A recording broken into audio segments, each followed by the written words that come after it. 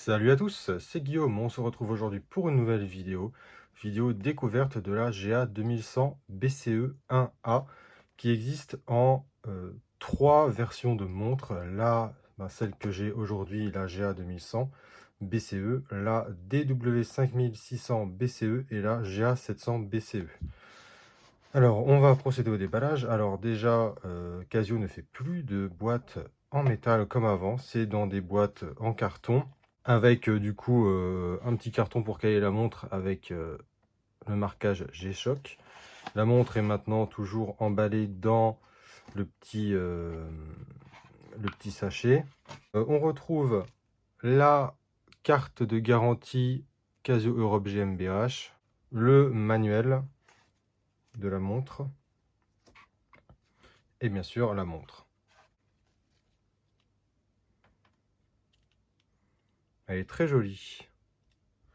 Alors, la particularité de cette montre, c'est que elle est assemblée avec un bracelet. Alors, c'est pas un bracelet tissu, c'est un bracelet Cordura, comme sur les sacs militaires, hein, voilà. Donc, c'est une marque déposée d'Invitsa pour les tissus durables. Alors, cette montre-là, quelles sont ses caractéristiques?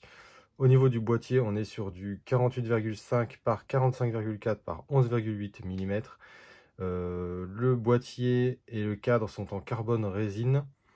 Au niveau du poids, on est à 57 grammes et elle résiste bien sûr au choc. Et la pile a une durée de vie d'environ 3 ans.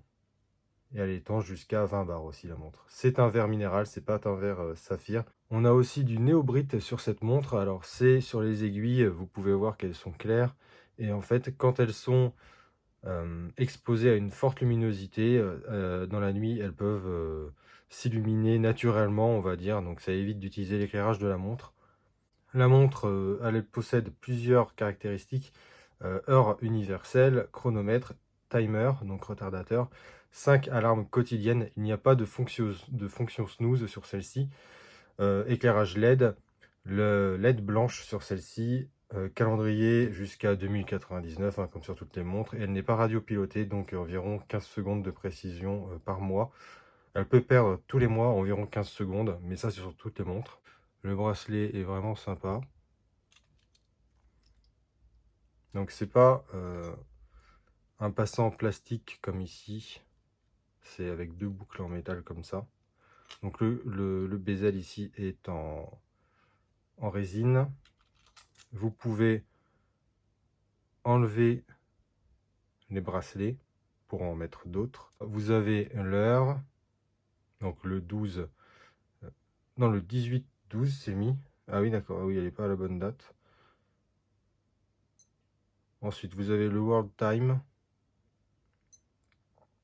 le chronomètre, le minuteur et les alarmes. Il y en a 5.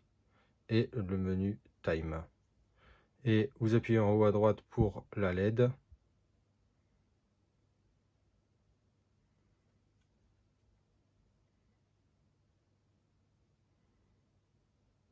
Et ce qui est bien sur cette montre-là, c'est que c'est un écran positif et non négatif. Donc ça, c'est vraiment bien pour la lisibilité puisque le restant de la montre est assez sombre. Ça, c'est un bon point. Et l'écran est illuminé. Parce qu'il y a sur certaines montres, les écrans ne sont pas illuminés. En fait, l'éclairage sert juste à éclairer les aiguilles. Que là, vous avez vraiment l'écran qui est illuminé. Donc, c'est vraiment super pour la lisibilité.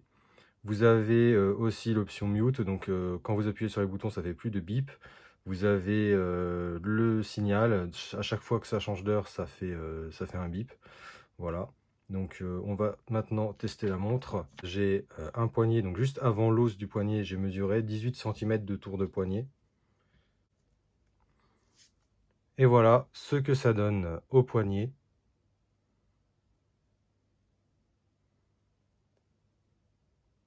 Alors la matière est vraiment rigide, mais bon, ça va se dérigidifier avec le temps, je dirais. Donc moi j'aime bien. Je vais vous donner mon avis sur un éclairage moyen au niveau de la lisibilité. Alors je vais tester ça tout de suite. Je viens de tester rapidement la montre dans des conditions d'éclairage assez faibles. Disons, là j'étais dans ma chambre avec juste ma lumière de chevet d'allumer, donc ce qui n'est pas très puissant.